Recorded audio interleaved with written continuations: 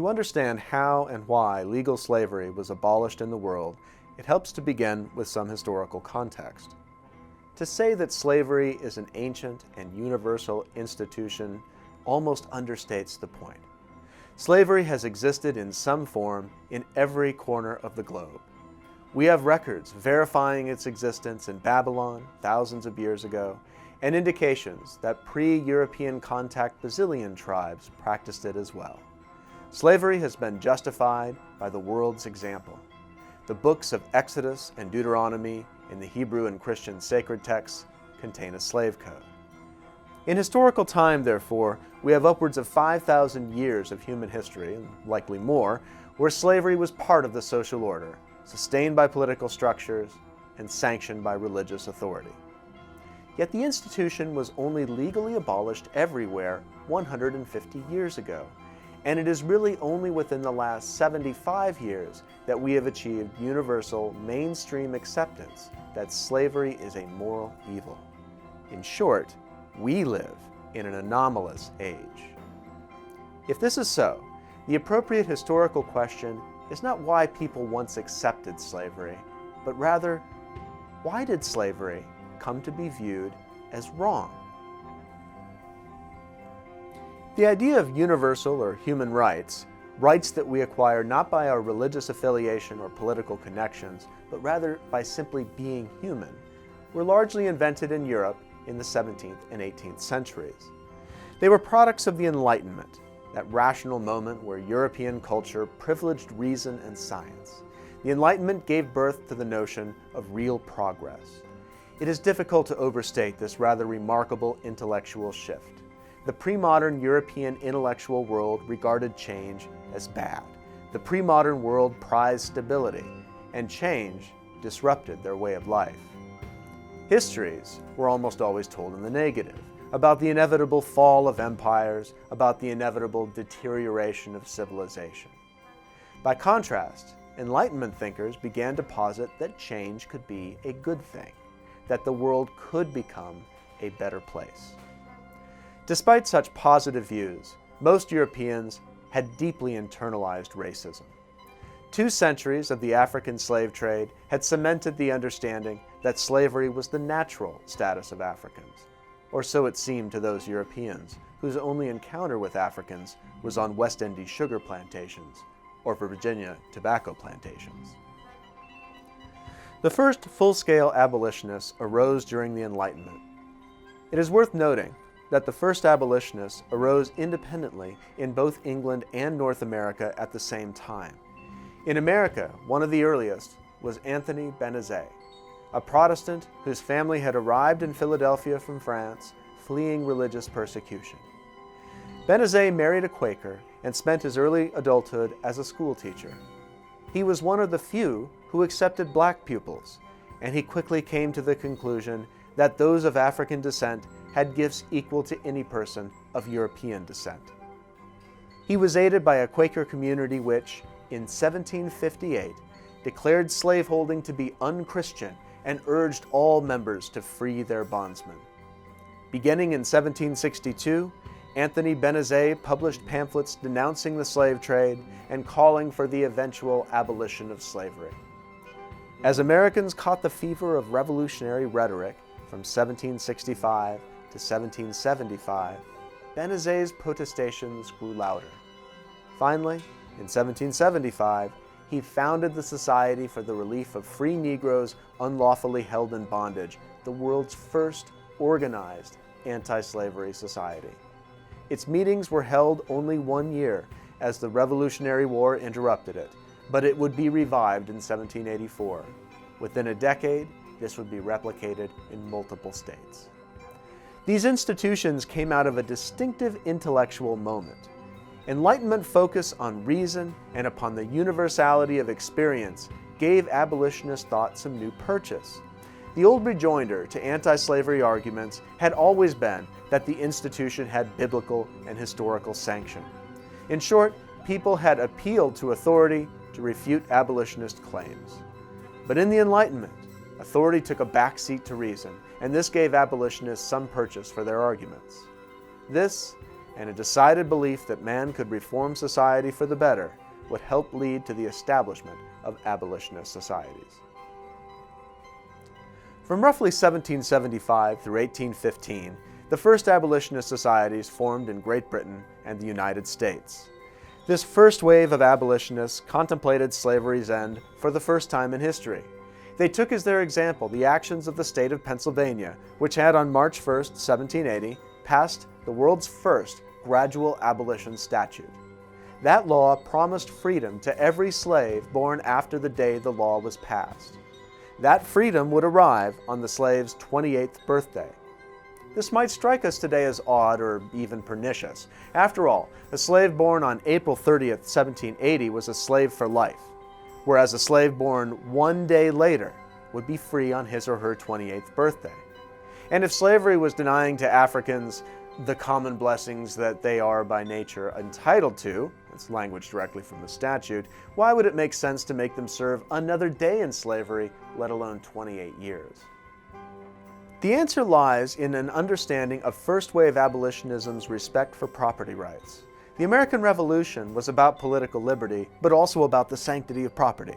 And the Pennsylvania Gradual Abolition Statute reflects this respect for property in two legal ways. First, it does not attempt to divest anybody of their present right of property. Slaveholders could rest secure that they were not being deprived of any of the property that they held the day the law was passed. Second, the law compensated slaveholders for their loss of a future interest in property by giving them some service from those slaves born after the date of passage of the law. Other states adopted this policy, and by 1804, every state north of the Mason-Dixon line had provided for the abolition of slavery. In this sense, the first wave of abolitionists were very successful. They were also, in the main, deeply racist. Many of these abolitionists believed blacks to be inferior and wanted to provide for their transportation out of the country. In fact, the largest anti-slavery society to rise out of this movement was the American Colonization Society, devoted to the freeing of slaves and their immediate transportation to a colony in Africa. As should not surprise anyone, this rankled free black abolitionists. A number of them broke from white organizations. One of the first institutional expressions of this came with Richard Allen's founding of the Bethel Church in Philadelphia in 1794. Other black ministers separated their congregations from condescending white ones. Allen himself founded the African Methodist Episcopal Church in 1816, and it quickly evolved into a national network of black churches from the East through the Midwest.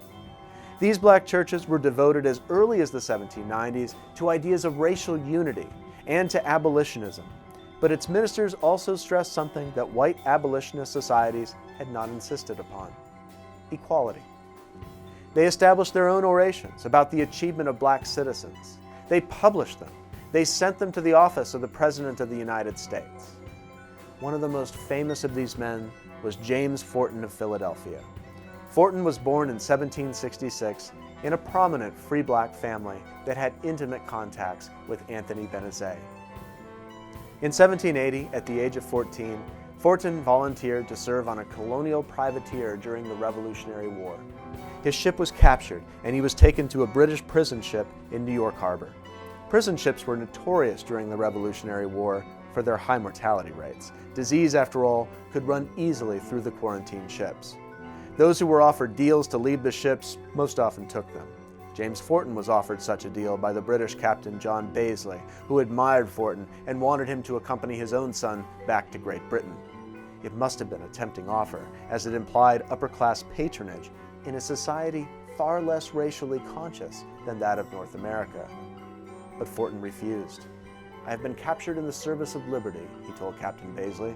"I will not betray the interest of my country now." Forten survived his time on the prison ship and became a successful business owner in Philadelphia. Yet he and other free blacks in America found themselves increasingly marginalized by a legal system that discriminated against blacks. One by one, states that had allowed free blacks with property to vote rescinded the privilege.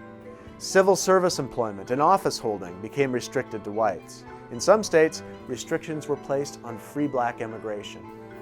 In Ohio's notorious Black Laws of 1804, blacks were required to post security before taking up residence in the state. In 1813, the Pennsylvania legislature took up a bill that would require all free blacks entering the state to register or suffer potential deportation. In response, James Forten took up his pen and wrote a series of essays that he signed "A Man of Color." This marked a new kind of abolitionist pleading, one that influenced the thinking not just of abolitionists, but many statesmen as well. Nonetheless, Forten and other black abolitionists were not representative of the first wave of abolitionists. Most of this first wave resorted to polite petitioning for limited goals and continued to ask for gradual emancipation in line with what northern states had already achieved. And they coupled such requests with promises to deport freed slaves out of the United States, whether to Africa or to Western territories unoccupied by white people. For a variety of reasons, abolitionism began to take something of a radical turn in the 1820s.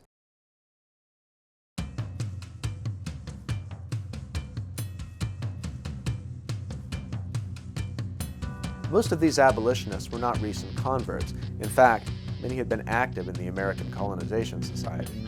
But their conversion to immediate abolition was complete and sudden. One by one, prominent abolitionists abandoned the idea of gradual abolition and demanded that slaves be freed immediately and without compensation. This message was not delivered meekly or even politely, but forcefully and without apology. Its main apostle was William Lloyd Garrison. Born in 1805, Garrison grew up poor. He eventually found work in a newspaper office.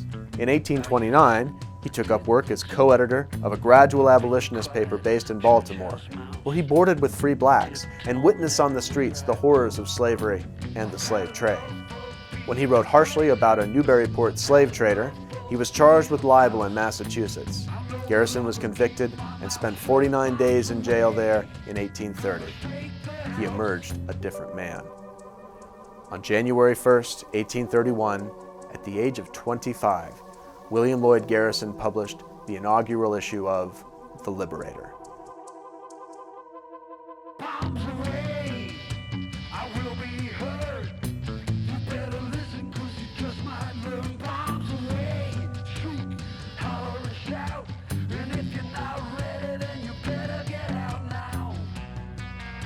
Garrison attacked the American Colonization Society as racist and ineffectual. He called slaveholding an abomination and a sin, and he excoriated slaveholders in uncompromising terms. A small number of fellow travelers with Garrison began calling for a national meeting, and 62 delegates met on December 3rd and 4th in 1833 in Philadelphia. There, they formed the American Anti-Slavery Society. This second wave of abolitionists differed in principle, message, and tactics from the first wave. Whereas the first wave wanted gradual abolition, the second demanded immediate abolition. First wave abolitionists had considered compensation for property owners essential, whereas second wave abolitionists denounced compensation as evil. First wave abolitionists had relegated black abolitionists to the back bench. Second wave abolitionists brought them front and center and demanded equality for all Americans, regardless of skin color. The American Anti-Slavery Society published their declaration in 1833, which served as a manifesto for a bold new kind of abolitionism. They pledged to attack slavery constitutionally, legally, politically, and culturally. They pledged to send apostles out to every hamlet, city, and town to preach the gospel of anti-slavery to the people. And they promised to flood America with anti-slavery writings. American politics were radicalizing in the 1830s, with Northern abolitionists and Southern fire-eaters pressing the issue of slavery into every dispute.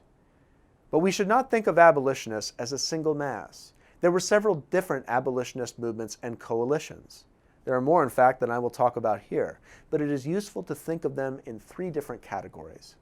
There were the conservative anti-slavery men, oftentimes known as free soilers. These were people who wanted to keep slavery out of the territories and to limit the influence of slavery in national politics.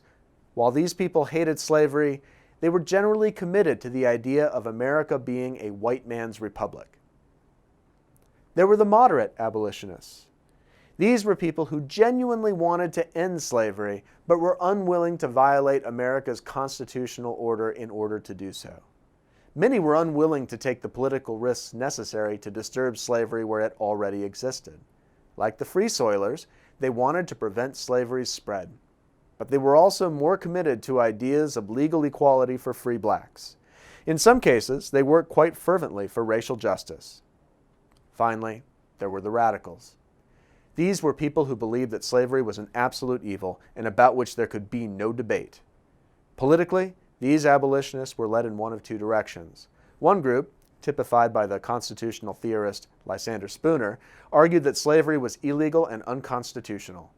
This was, of course, complete fantasy, but it did allow Spooner to give his extreme abolitionism a constitutional veneer. The second group, typified by William Lloyd Garrison himself, believed that the Constitution and the American political order was doomed because it recognized slavery. The Constitution was, in Garrison's words, a covenant with death. Garrison's solution was to seek Christian perfectionism. Don't vote, don't participate in politics, renounce all. It is important to note that these categories were not stable. They were fluid. Some Free Soilers, by virtue of their contact with moderate abolitionists, developed into moderate abolitionists themselves. Moderates converted to radicals and vice versa. The most famous case of this involved Frederick Douglass. Douglass was a rock star abolitionist, a man born into slavery in Maryland who escaped via the Underground Railroad and ultimately started up his own abolitionist newspaper entitled the North Star. William Lloyd Garrison encouraged the young Douglass, who toured the United States and Great Britain lecturing on the evils of slavery. Douglass was every bit as radical as his mentor, at least until he began seeing hope of change in the system. And he then veered toward a moderate stance that led to his break with William Lloyd Garrison. American politics was dominated by the issue of slavery from the 1830s to the 1850s. Even when the issue wasn't slavery, it was slavery. Part of the reason this was so was because abolitionists and fire eaters alike forced the issue repeatedly on American politics. If we step back again in historical time, we start to appreciate the newness of this kind of action. In the short span of half of a century, a handful of reformers privately convinced of slavery's inherent evil had created a concerted political movement that began to shift public opinion. They proved on the right side of history, but at the time they suffered greatly for their convictions in the form of real violence visited upon them and social stigma as well. Their successes by the 1830s outnumbered their failures and brought the issue of slavery to the fore of American politics.